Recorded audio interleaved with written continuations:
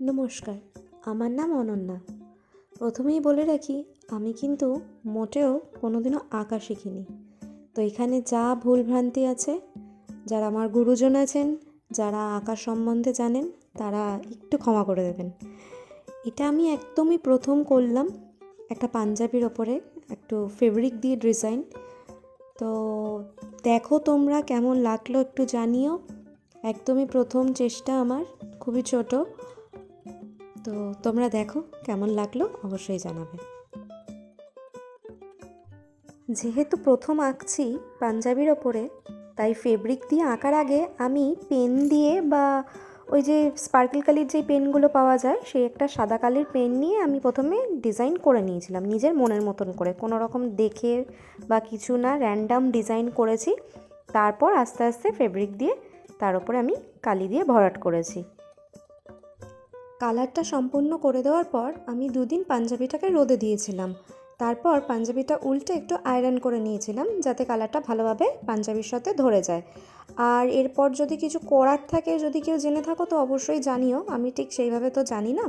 তো আমি করেছি এইভাবেই। মোটামুটি পাঞ্জাবিতে বসেছে কালারটা, কোনো অসুবিধা হয়নি এবং লেগেও যায়নি। তো এইভাবে আমি কালারটা কমপ্লিট করেছি।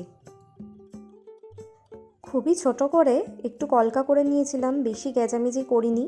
নিজেরও সেরকম ভালো লাগে না, আর যে করতে চেয়েছে তারও সেরকমভাবে ভালো লাগেনি।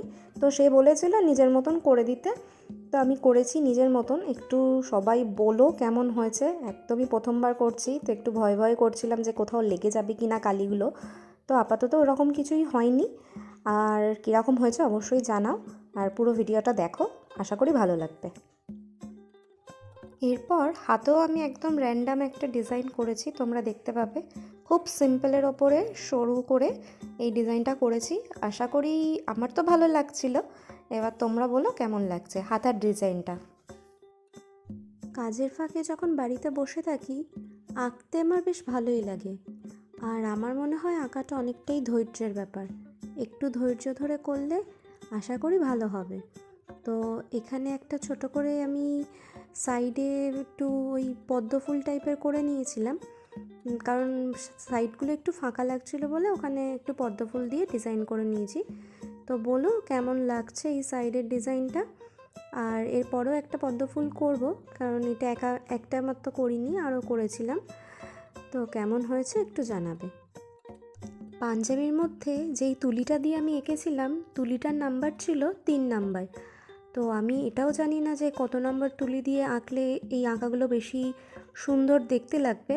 তো আপনারা যদি কেউ জেনে থাকেন অবশ্যই বলবেন। আর আমি তো এটা 3 নম্বর তুলি দিয়ে করেছিলাম, হয়তো আরেকটু সরু তুলি দিয়ে করলে ভালো হতো, কিন্তু মোটামুটি এটা দিয়েও খারাপ হয়নি, ভালোই হয়েছে। এবার দেখো তোমরা কেমন হচ্ছে, আর অবশ্যই জানাবে।